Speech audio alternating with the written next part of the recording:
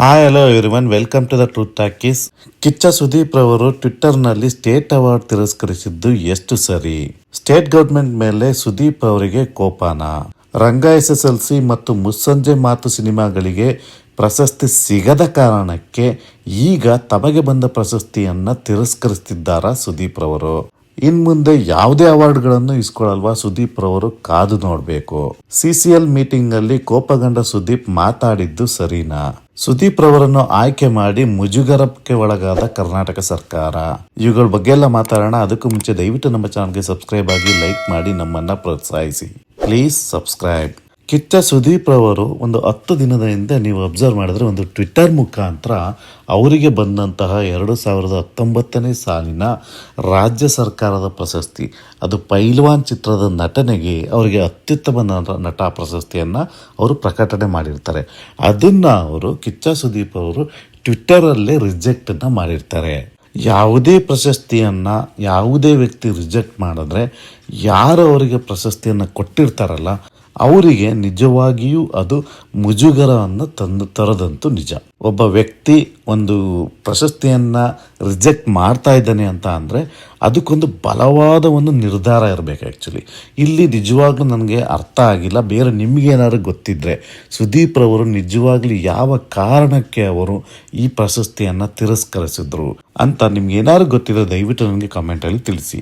ಅವರ ಟ್ವಿಟ್ಟರಲ್ಲಿ ಅವರು ಏನು ಬರೆದಿದ್ದಾರೆ ಅಂತ ಒಂದು ಸರಿ ಗ್ಲಾನ್ಸ್ ಮಾಡೋಣ, ಆಯಿತಾ? ಅಲ್ಲಿ ಅವರು ಕರ್ನಾಟಕ ಸರ್ಕಾರಕ್ಕೂ ಥ್ಯಾಂಕ್ಸ್ ಹೇಳ್ತಾರೆ. ಆ ಮೆಂಬರ್ಸ್ ಆಫ್ ಜೂರಿ ಇದ್ದಾರಲ್ಲ, ಅಂದರೆ ಯಾರು ಇವರನ್ನು ಸೆಲೆಕ್ಟ್ ಮಾಡಿದಾರಲ್ಲ, ಸೊ ಆ ಒಂದು ಸಮಿತಿಗೂ ಸಹ ಅವರು ಥ್ಯಾಂಕ್ಸನ್ನು ಅರ್ಪಿಸ್ತಾರೆ. ಅಂದರೆ ಕರ್ನಾಟಕ ಸರ್ಕಾರದ ಮೇಲೂ ಅವರು ಕೋಪ ಇಲ್ಲ, ಮತ್ತು ಆ ಜೂರಿ ಮೇಲೂ ಕೋಪ ಇಲ್ಲ. ಮತ್ತು ಹಂಗಂದ್ರೆ ಏನು ವಿಷಯನ, ಯಾವ ವಿಷಯಕ್ಕೋಸ್ಕರ, ಯಾವ ಒಂದು ಬಲವಾದ ಕಾರಣಕ್ಕೆ ಇವರು ರಿಜೆಕ್ಟ್ ಮಾಡಿದ್ರು ಅಂತ ನಾನು ಆ ಟ್ವಿಟ್ಟರ್ನ ಕಂಪ್ಲೀಟ್ ಓದಿದ್ರೂ ಸಹ ನನಗೆ ಕ್ವಶನ್ ಮಾರ್ಕ್ ಆಗಿ ಉಳೀತು. ಅವರು ಇಂಗ್ಲೀಷಲ್ಲಿ ಬರೆದಿರೋ ಆ ಒಂದು ಟ್ವಿಟ್ಟರ್ನ ನಾನು ಕನ್ನಡದಲ್ಲಿ ಒಂದು ಸಮರೈಸ್ ಮಾಡಿ ನಿಮ್ಮ ಹತ್ರ ಹೇಳ್ತೀನಿ. ಅವ್ರು ಏನಪ್ಪ ಹೇಳಿದ್ದಾರೆ ಅಂತ ಅಂದರೆ, ಮೊದಲಿಗೆ ಅವರು ಜೂರಿ ಮತ್ತು ಸ್ಟೇಟ್ ಗೌರ್ನಮೆಂಟಿಗೆ ಥ್ಯಾಂಕ್ಸನ್ನು ಹೇಳ್ತಾರೆ. ನೀವು ಕೊಟ್ಟಿರೋದಕ್ಕೆ ನನಗೆ ತುಂಬ ಹೆಮ್ಮೆ ಇದೆ, ಆನರ್ ಇದೆ ಅಂತೆಲ್ಲ ಹೇಳ್ತಾರೆ. ಅದಾದಮೇಲೆ ಅವರು, ಆದರೆ ನಾನು ಕೆಲವು ವರ್ಷಗಳಿಂದ ನಾನು ಪ್ರಶಸ್ತಿಗಳನ್ನು ಸ್ವೀಕರಿಸಬಾರದು ಅಂತ ನಿರ್ಧರಿಸಿದ್ದೀನಿ ಅಂತ ಅವ್ರು ಹೇಳ್ತಾರೆ. ಬಟ್ ಇಲ್ಲಿ ನನಗೆ ಒಂದು ಕ್ವಶನ್ ಏನಪ್ಪ ಅಂತ ಅಂದರೆ, ಕಾರಣ ಏನು ಅಂತ ಬರ್ದಿಲ್ಲ. ಅವರು ಕ್ಲಿಯರ್ ಆಗಿ ಕಾರಣ ಬರ್ದಿಲ್ಲ, ಯಾತಕ್ಕೋಸ್ಕರ ಈ ನಿರ್ಧಾರ ತಗೊಂಡಿದ್ದೀನಿ ಅಂತ ಬರ್ದಿಲ್ಲ. ಅವ್ರು ಬರ್ದಿರೋದೇನಪ್ಪ ಅಂತ ಅಂದರೆ ನನ್ನ ವೈಯಕ್ತಿಕ ರೀಸನ್ಗಳಿಂದ ಕೆಲವೊಂದು ವಿಷಯಗಳನ್ನು ಇವರು ಎತ್ತಿ ಹಿಡಿಬೇಕಂತೆ. ಆದರೆ ಯಾವ ವಿಷಯಗಳನ್ನ ಇವರು ಎತ್ತಿ ಹಿಡಿಬೇಕು ಅಂತ ಇದ್ದಾರೆ, ಅದ್ರ ಯಾರಿಗೆ ಹೇಳಬೇಕು ಅಂತಿದ್ದಾರೆ, ಅದು ರಾಜ್ಯ ಸರ್ಕಾರಕ್ಕೆ ತಿಳಿಸ್ಬೇಕು ಅಂತಿದ್ದಾರಾ, ಇಲ್ಲ ಕನ್ನಡ ಚಿತ್ರರಂಗಕ್ಕೆ ತಿಳಿಸ್ಬೇಕು ಅಂತಿದ್ದಾರಾ ಗೊತ್ತಿಲ್ಲ. ಸೊ ಅದನ್ನು ಒಂದು ಸ್ಪೆಸಿಫಿಕ್ ಆಗಿ ಇದೇ ರೀಸನ್ ಅಂತ ಹೇಳ್ಬಿಟ್ಟಿದ್ರೆ ಕರೆಕ್ಟಾಗಿರ್ತಿತ್ತು ಅಂತ ನನ್ನ ಅನಿಸಿಕೆ. ಇವರು ಬೇರೆ ಯಾವುದೇ ಅವಾರ್ಡನ್ನು ತಿರಸ್ಕರಿಸಿದ್ರು ನಾನು ನಿಜವಾಗ್ಲೂ ಕ್ವಶನ್ ಮಾಡ್ತಾ ಇರಲಿಲ್ಲ. ಆದರೆ ಇದು ಕರ್ನಾಟಕ ಸರ್ಕಾರ ಕೊಡ್ತಾ ಇರೋ ಒಂದು ಪ್ರಶಸ್ತಿಯನ್ನು ಬೇಡ ಅಂತಿದ್ದಾರೆ ಅಂತ ಅಂದರೆ ಇಲ್ಲಿ ಯಾವುದೋ ಒಂದು ವಿಷಯದ ಮೇಲೆ ಅವರಿಗೆ ಒಂದು ಅಸಮಾಧಾನ ಇದೆ. ಅದ್ರ ಬಗ್ಗೆ ಅದಕ್ಕೋಸ್ಕರ ಈ ಥರ ಒಂದು ಪ್ರಶಸ್ತಿಯನ್ನು ಅವರು ತಿರಸ್ಕರಿಸ್ಬೋದು, ಇದು ನನ್ನ ವೈಯಕ್ತಿಕ ಅಂತ ಹೇಳ್ತಿದ್ದಾರೆ. ಇಲ್ಲಿ ವೈಯಕ್ತಿಕ ಹೇಗಾಗುತ್ತೆ? ಇದು ಕರ್ನಾಟಕ ರಾಜ್ಯ ಸರ್ಕಾರದ ವಿರುದ್ಧ ನೀವು ಮಾತಾಡ್ತಾ ಇದ್ದೀರಾ ಅಂದರೆ ಇದು ಸಾರ್ವಜನಿಕವಾಗಿ ಬರುತ್ತಲ್ವಾ? ಅದು ಅಲ್ಲದೆ ನೀವು ಒಬ್ಬರು ಸೆಲೆಬ್ರಿಟಿ, ನಿಮಗೆ ಕೊಡ್ತಾ ಇರೋ ಪ್ರಶಸ್ತಿ ಸಹ ನಿಮ್ಮ ನಟನೆಗೆ ಸಂಬಂಧಿಸಿದ್ದು. ಸೊ ಹಾಗಾಗಿ ನನಗೆ ಇದು ಸಾರ್ವಜನಿಕವಾಗಿ ಇರಬೇಕಿತ್ತು ಈ ವಿಷಯ, ಇದು ವೈಯಕ್ತಿಕ ವಿಷಯ ಆಗಿದ್ದು ಸರಿ ಇಲ್ಲ ಅಂತ ನನ್ನ ಒಂದು ಅಭಿಪ್ರಾಯ. ನಿಮಗೇನು ಅನಿಸ್ತು ದಯವಿಟ್ಟು ತಿಳಿಸಿ. ಯಾಕೆ ಅಂತ ಅಂದರೆ ನಾವೆಲ್ಲ ಕಡೆ ತುಂಬ ಕಡೆ ನಾವು ಕೇಳಿದ್ದೀವಿ ಈ ಥರ ಒಂದು ಪ್ರಶಸ್ತಿಯನ್ನು ಯಾರಾದರೂ ತಿರಸ್ಕರಿಸ್ತಾ ಇದ್ದಾರೆ ಅಂತ ಅಂದರೆ ಅದಕ್ಕೊಂದು ಮೇಜರ್ ರೀಸನ್ ಇರುತ್ತೆ. ಈಗ ಎಷ್ಟೋ ಜನ ನಾವು ಕಾವೇರಿ ನೀರನ್ನ ತಮಿಳ್ನಾಡು ಬಿಟ್ಬಿಟ್ರು, ಅದಕ್ಕೆ ಆ ಒಂದು ಪ್ರಶಸ್ತಿಗೋಸ್ಕರ ನಾವು ರಾಜೀನಾಮೆ ಕೊಡ್ತೀವಿ ಅಂತ ಹೇಳ್ತಾರೆ. ಇಲ್ಲ ಕನ್ನಡಕ್ಕೆ ಒಂದು ಆ ಸರ್ಕಾರಗಳು ಏನಾದರೂ ಅಪಮಾನ ಮಾಡ್ತಾ ಇದ್ದರೆ ನಾನು ಆ ಪ್ರಶಸ್ತಿನ ತಿರಸ್ಕರಿಸ್ತೀವಿ ಅಂತ ಹೇಳ್ತಾರೆ. ಏನೋ ಒಂದು ಬಲವಾದ ಕಾರಣ ಇರುತ್ತೆ. ಸೊ ಅದನ್ನು ಅವರು ಸ್ಪೆಸಿಫೈ ಮಾಡಿದಿದ್ರೆ ತುಂಬ ಚೆನ್ನಾಗಿರ್ತಿತ್ತು ಅಂತ ನನ್ನ ಒಂದು ಭಾವನೆ. ಅದಲ್ಲದೆ ಇನ್ನೂ ಮುಂದೆ ಹೋಗಿ ಸುದೀಪ್ ರವರ ಟ್ವಿಟ್ಟರಲ್ಲಿ ಬರ್ದಿರೋದೇನಪ್ಪ ಅಂತ ಅಂದರೆ, ತುಂಬ ಜನ ಡಿಸರ್ವಿಂಗ್ ಆ್ಯಕ್ಟರ್ಸ್ ಇದ್ದಾರೆ, ಅವರಿಗೆ ಸಹ ನೀವು ಕೊಡಿ, ಅವರು ನನಗಿಂತಲೂ ಸಹ ತುಂಬ ಖುಷಿ ಪಡ್ತಾರೆ, ಅವರು ಈ ಪ್ರಶಸ್ತಿಯನ್ನು ಇಸ್ಕೊಂಡ್ರೆ ನನಗೆ ತುಂಬ ಹೆಮ್ಮೆ ಆಗುತ್ತೆ, ನನಗಿನ್ನೂ ಖುಷಿ ಆಗುತ್ತೆ ಅಂತ ಅವರು ಹೇಳ್ತಾರೆ. ಸೊ ಆದರೆ ಇಲ್ಲಿ ಒಂದನ್ನು ಗಮನಿಸ್ಬೇಕಾಗಿರೋದು ನಾವೇನಪ್ಪ ಅಂತ ಅಂದರೆ, ಒಬ್ಬ ವ್ಯಕ್ತಿ ತಿರಸ್ಕರಿಸಿದ ಪ್ರಶಸ್ತಿಯನ್ನು ಇನ್ನೊಬ್ಬ ನಟನಿಗೆ ಕೊಟ್ಟರೆ ಆ ವ್ಯಕ್ತಿಗೆ ನಿಜವಾಗ್ಲೂ ಗೌರವ ಇರುತ್ತಾ? ನೀವೇ ಯೋಚನೆ ಮಾಡಿ. ಇದೇ ಥರ ಸುದೀಪ್ ರವರಿಗೆ ಯಾರಾದರೂ ಮಾಡಿದಿದ್ರೆ, ಅಂದರೆ ಯಾರೋ ತಿರಸ್ಕರಿಸಿದ ಪ್ರಶಸ್ತಿಯನ್ನು ಸುದೀಪ್ ರವರಿಗೆ ಕೊಡ್ತೀವಿ ಅಂತ ಹೇಳಿದ್ದಿದ್ರೆ ಸುದೀಪ್ ರವರು ಖುಷಿಯಾಗಿ ಇಸ್ಕೊಳ್ತಿದ್ರಾ? ನೀವೇ ಹೇಳಿ ಇದ್ರ ಬಗ್ಗೆ. ಅದ್ರ ಬದಲಿಗೆ ನಿಮಗೆ ಎಷ್ಟೋ ವರ್ಷದಿಂದ ನೀನು ಪ್ರಶಸ್ತಿ ಇಸ್ಕೊಳ್ಳಲ್ಲ ಅಂತ ಹೇಳಿದ್ಮೇಲೆ ದಯವಿಟ್ಟು ಎಲ್ಲ ಒಂದು ಪ್ರಶಸ್ತಿಗಳನ್ನು ಯಾರ್ಯಾರು ಕೊಡ್ತಾರೋ, ಯಾವ್ಯಾವ ಸರ್ಕಾರ ಕೊಡುತ್ತೋ, ಫಿಲ್ಮ್ ಫೇರ್ ಅವ್ರಿಗಾಗಿರ್ಬೋದು, ಕರ್ನಾಟಕ ಸರ್ಕಾರ ಆಗಿರ್ಬೋದು, ಇಂಡಿಯಾದಲ್ಲಿ ಯಾವುದೇ ಒಂದು ಪ್ರಶಸ್ತಿಗಳು ಕೊಡಲಿ, ಅವರಿಗೆಲ್ಲ ಮೊದಲೇ ಲೆಟರ್ನ ಹಾಕ್ಬಿಡಿ, ಎಲ್ಲರನ್ನೂ ಸೇರಿಸಿ ಬರೆದ್ಬಿಡಿ, ಒಂದು ದೊಡ್ಡ ಟ್ವಿಟ್ಟರಲ್ಲಿ ಹಾಕ್ಬಿಡಿ, ನನ್ನನ್ನು ಇನ್ಮೇಲೆ ಯಾವುದೇ ಪ್ರಶಸ್ತಿಗಳಿಗೂ ನನ್ನನ್ನು ಕನ್ಸಿಡರ್ ಮಾಡಬೇಡಿ ಅಂತ ಹೇಳ್ಬಿಡಿ. ಅವಾಗ ಅವ್ರಿಗೆ ಒಂದು ಕ್ಲಿಯರ್ ಆಗುತ್ತೆ. ಈ ಥರ ಕನ್ಫ್ಯೂಷನ್ ಯಾಕೆ, ಅವ್ರಿಗೆ ಯಾಕೆ ನೀವು ಮುಜುಗರ ಮಾಡಬೇಕು? ಅವ್ರು ನ್ಯಾಯವಾಗಿ ಕೊಟ್ಟಿದ್ದಾರೋ ಇಲ್ವೋ ಅದ್ರ ಬಗ್ಗೆ ನಾನು ಡಿಸ್ಕಸ್ಸೇ ಮಾಡಲ್ಲ ಇಲ್ಲಿ. ನನ್ನ ಹೇಳೋದೇನಪ್ಪ ಅಂತ ಅಂದರೆ, ನೀವು ಮೊದಲೇ ತಿಳಿಸ್ಬಿಟ್ರೆ ಅವ್ರು ನಿಮ್ಮನ್ನು ಕನ್ಸಿಡರ್ ಮಾಡಲ್ಲ, ಬೇರೆ ಯಾರಿಗೂ ಕೊಡ್ಕೊಳ್ತಾರೆ. ಸೊ ಅವಾಗ ಪಾಪ ಬೇರೆ ಯಾರೋ ಇಸ್ಕೊಳ್ತಾನಲ್ಲ ಅವನಿಗೂ ಬೇಜಾರಾಗಲ್ಲ, ಅವ್ರ ಅಭಿಮಾನಿಗಳಿಗೂ ಸಹ ಖುಷಿ ಆಗುತ್ತೆ, ಅವ್ರು ಎಂಜಾಯ್ ಮಾಡ್ತಾರೆ. ಸೊ ನೀವು ಬೇಡ ಅಂದರೆ ಅವ್ರು ಇಸ್ಕೊಳ್ತಾರೆ ಅಲ್ಲಿ. ಸೊ ಅದಕ್ಕೋಸ್ಕರ ನಾನು ಹೇಳೋದೇನಪ್ಪ ಅಂತ ಅಂದರೆ, ಈ ಥರ ಕನ್ಫ್ಯೂಷನ್ನೇ ಕ್ರಿಯೇಟ್ ಮಾಡೋಕ್ಕೋಗ್ಬಿಡಿ. ಮೊದಲೇ ಟ್ವಿಟರಲ್ಲಿ ಹಾಕ್ಬಿಡಿ, ನಾನು ಅವಾಗಲೇ ಹೇಳ್ದಂಗೆ ನನ್ನನ್ನು ಕನ್ಸಿಡರ್ ಮಾಡಬೇಡಿ ಇನ್ನು ಯಾವುದೇ ಪ್ರಶಸ್ತಿಗಳಿಗೂ ಅಂತ ಎಲ್ಲರಿಗೂ ಟ್ಯಾಗ್ ಮಾಡೇ ಹೇಳ್ಬಿಡಿ. ಅಷ್ಟೇ ಅಲ್ಲದೆ ಇನ್ನೂ ಮುಂದೆ ಹೋಗಿ ಅವ್ರು ಬರ್ದಿರೋದೇನಪ್ಪ ಅಂತ ಅಂದರೆ, ನಾನು ಇನ್ನೂ ಎಂಟರ್ಟೈನ್ಮೆಂಟ್ ಮಾಡ್ತಾನೆ ಇರ್ತೀನಿ, ಆದರೆ ಯಾವಾಗಲೂ ನಾನು ಪ್ರಶಸ್ತಿಗಳ ನಿರೀಕ್ಷೆ ಇಲ್ಲದೆಯೇ ಇರುತ್ತದೆ. ಅಂದರೆ ನಾನು ಯಾವುದೇ ಒಂದು ರೀತಿಯಲ್ಲೂ ಪ್ರಶಸ್ತಿಯನ್ನು ನಿರೀಕ್ಷೆ ಮಾಡಲ್ಲ, ನಾನು ಎಂಟರ್ಟೈನ್ಮೆಂಟನ್ನು ಮಾಡ್ತಾ ಹೋಗ್ತೀನಿ ಅಂತಲೇ ಹೇಳ್ತಾನೆ. ಸೊ ಅದ್ರ ಜೊತೆಗೆ ಅವ್ರು ಇನ್ನೂ ಒಂದನ್ನು ಬರೀತಾರೆ, ನೀವು ನನ್ನನ್ನು ಈ ಪ್ರಶಸ್ತಿಗೆ ಕನ್ಸಿಡರ್ ಮಾಡಿದಾರಲ್ಲ, ಸೊ ಇದೇ ನನಗೆ ಒಂದು ಬೂಸ್ಟ್ ಆಗುತ್ತೆ, ಒಂದು ಉತ್ತೇಜನ ತರಿಸುತ್ತೆ, ಇನ್ನೂ ಎಂಟರ್ಟೈನ್ಮೆಂಟ್ ಮಾಡೋದಕ್ಕೆ ಉತ್ತೇಜನ ತರುತ್ತೆ ಅಂತ ಹೇಳ್ತಾರೆ. ಅಂದರೆ ಎಗೇನ್ ಇದು ಒಂಥರ ಕಾಂಟ್ರಾಡಿಕ್ಟರಿ ಸ್ಟೇಟ್ಮೆಂಟ್ ಇದೆ, ಆಯಿತಾ? ಅಂದರೆ ನಿಮಗೆ ಅವರು ಪ್ರಕಟಣೆ ಮಾಡಿದ್ದು ನಿಮ್ಮ ಹೆಸರನ್ನು ನಿಮಗೆ ಖುಷಿ ಕೊಟ್ಟಿದೆ, ನಿಮಗೆ ಒಂದು ಎನರ್ಜಿ ತಂದು ಕೊಟ್ಟಿದೆ, ಇನ್ನೂ ಎಂಟರ್ಟೈನ್ಮೆಂಟ್ ಮಾಡಬೇಕು ಅಂತ ಅನಿಸ್ತಿದೆ.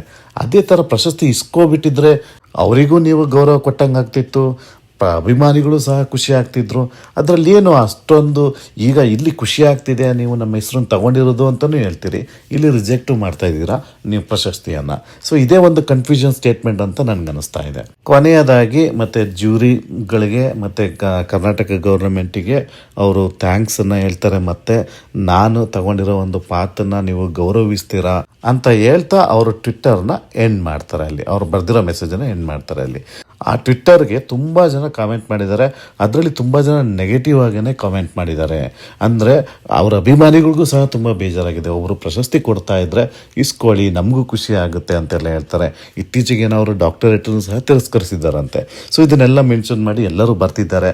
ಕೆಲವರು ತುಂಬ ನೆಗೆಟಿವ್ ಆಗೂ ಬೈದಿದ್ದಾರೆ. ಅದರಲ್ಲೂ ಒಂದು ಚಾನಲ್ ಅಂತೂ ಇವರಿಗೆ ಈ ಕರ್ನಾಟಕ ಸರ್ಕಾರದಲ್ಲಿರುವಂತಹ ಕಾಂಗ್ರೆಸ್ ಸರ್ಕಾರದ ವಿರುದ್ಧ ಇವರು ಏನೋ ಒಂದು ಅಸಮಾಧಾನ ಇರೋದ್ರಿಂದ ಇವರು ರಿಜೆಕ್ಟ್ ಮಾಡಿದ್ದಾರೆ ಅಂತಾನೆ ಕೆಲವರು ಪುಂಖಾನುಪುಂಖ ಮಾತಾಡಿದ್ದಾರೆ. ಅಂದರೆ ಇವರು BJP ಸರ್ಕಾರಕ್ಕೆ ಬೆಂಬಲಿಸ್ತಾರಾ ಅಂತ ಕೆಲವು ಅಭಿಮಾನಿಗಳಿಗೆ ಕ್ವಶನ್ಸ್ ಬರುತ್ತೆ ಇವಾಗ. ಅದಕ್ಕೆ ಹೇಳೋದು, ನಾಯಕನಾಗಿದ್ದೀರಾ ನೀವು, ನಿಜವಾಗ್ಲೂ ನಾನು ಹೇಳ್ತೀನಲ್ಲ, ಬಿ ಸ್ಪೆಸಿಫಿಕ್. ನೀವೇನು ಬರೀತಿರಲ್ಲ ಅದು ತುಂಬ ಸ್ಪೆಸಿಫಿಕ್ ಆಗಿದ್ದರೆ ಈ ಥರ ಕನ್ಫ್ಯೂಷನ್ ಕ್ರಿಯೇಟ್ ಮಾಡಲ್ಲ. ಸುದೀಪ್ ಅಂದರೆ ನಾವೆಲ್ಲ ಸ್ಟ್ರೈಟ್ ಫಾರ್ವರ್ಡ್ ಅಂತ ಅಂದ್ಕೊಂಡಿದ್ದೀವಿ, ಯಾವುದಕ್ಕೂ ಎದುರೆಲ್ಲ ಹಂಚ್ಕೊಳ್ಳಲ್ಲ, ಮಾತಾಡ್ತಾರೆ ಅಂತ. ಆದರೆ ಈ ವಿಷಯದಲ್ಲಿ ನೀವು ಈ ಥರ ಆ ಕಡೆಗೂ ಹೇಳ್ದೆ ಈ ಕಡೆಗೂ ಹೇಳ್ದೆ ಒಂದು ರೀತಿಲಿ ಪ್ರೈವೇಟ್ ಅಂತ ಹೇಳ್ಕೊಂಡಿರೋದು ನಿಜವಾಗ್ಲೂ ಸಮಂಜಸ ಅಲ್ಲ ಅಂತ ನನಗನ್ನಿಸ್ತಾ ಇದೆ.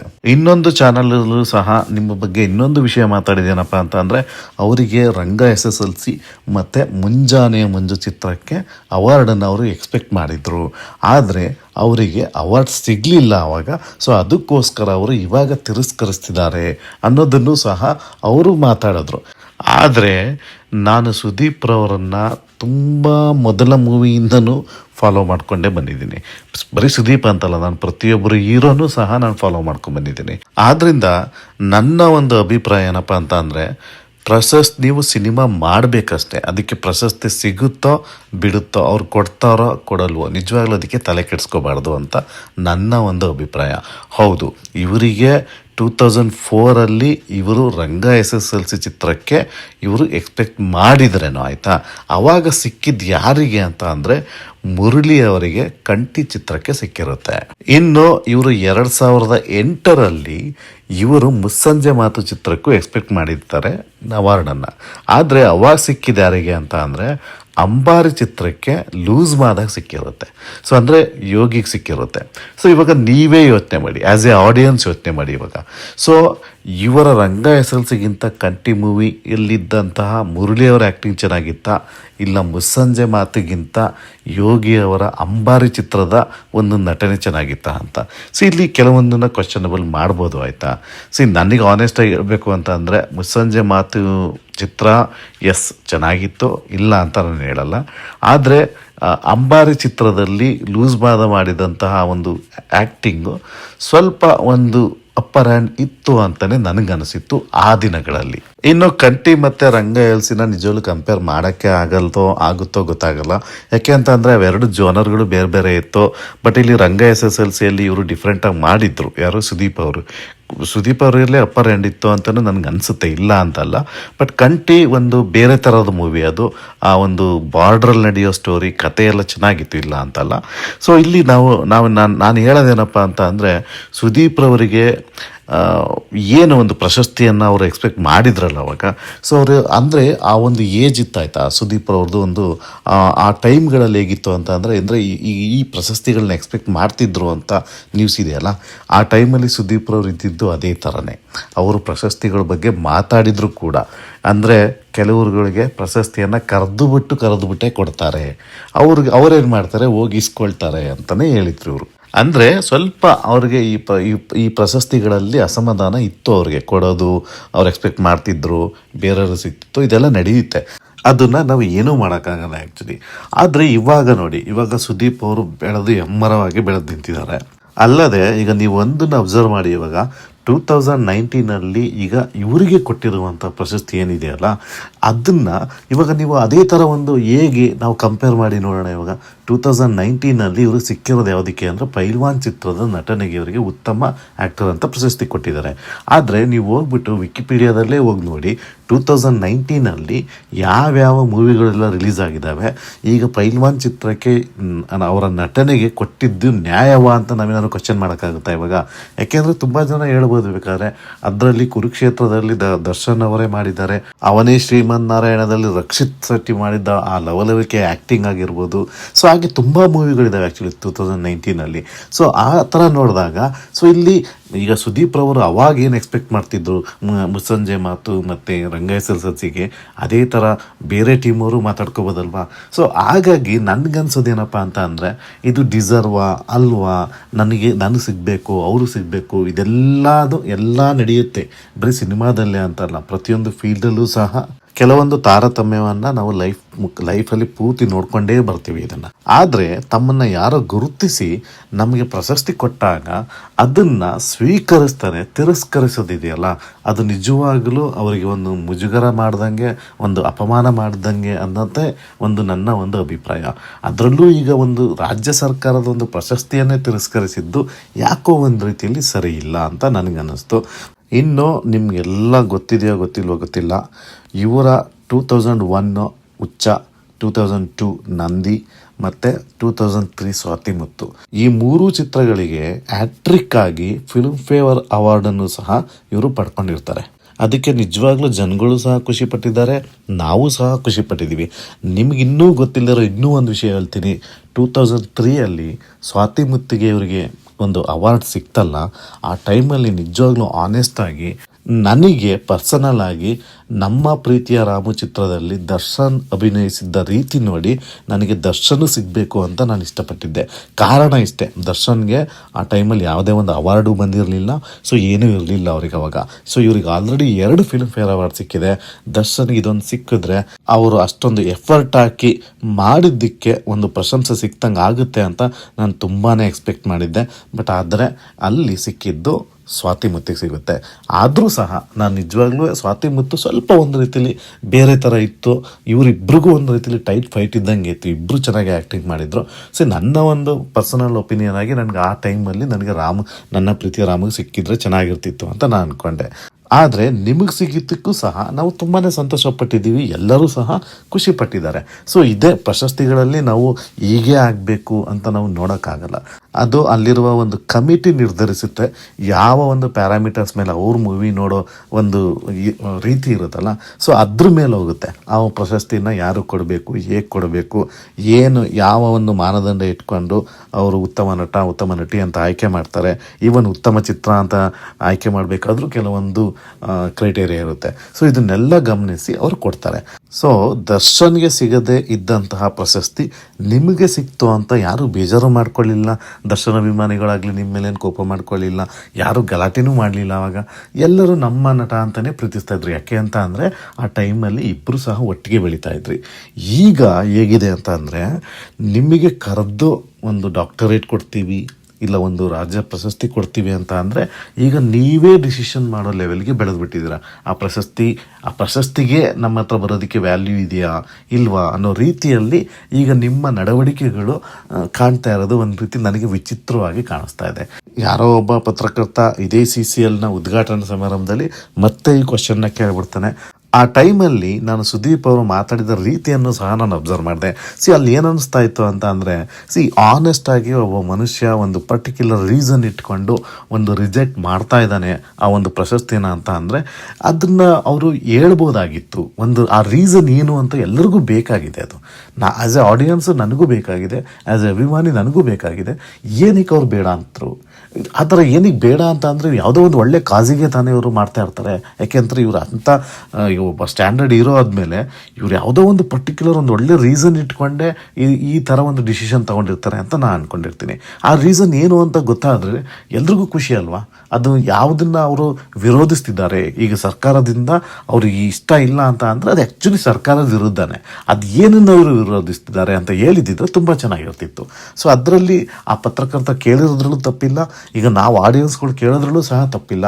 ಸುದೀಪ್ ಅವರು ಅದಕ್ಕೆ ಒಂದು ಕ್ಲಾರಿಟಿ ಕೊಟ್ಟರೆ ತುಂಬ ಚೆನ್ನಾಗಿರುತ್ತೆ. ಇದ್ರ ಬಗ್ಗೆ ನಿಮಗೇನು ಅನ್ನಿಸುತ್ತೆ ದಯವಿಟ್ಟು ಕಮೆಂಟ್ ಮಾಡಿ. ಸುದೀಪ್ ಅವರು ಈ ಥರ ಒಂದು ರಾಜ್ಯ ಸರ್ಕಾರದ ಪ್ರಶಸ್ತಿಯನ್ನು ಟ್ವಿಟ್ಟರಲ್ಲಿ ರಿಜೆಕ್ಟ್ ಮಾಡಿರೋ ರೀತಿ ಸರಿನಾ ಅಂತ ದಯವಿಟ್ಟು ತಿಳಿಸಿ ನನಗೆ ಅಂತ ಹೇಳ್ತಾ ಇವತ್ತಿನ ವಿಡಿಯೋವನ್ನು ನಾನು ಮುಗಿಸ್ತಾ ಇದ್ದೀನಿ. ದಯವಿಟ್ಟು ನಮ್ಮ ಚಾನಲ್ಗೆ ಸಬ್ಸ್ಕ್ರೈಬ್ ಆಗಿ, ಲೈಕ್ ಮಾಡಿ, ನಮ್ಮನ್ನು ಪ್ರೋತ್ಸಾಹಿಸಿ. Please subscribe. Thank you.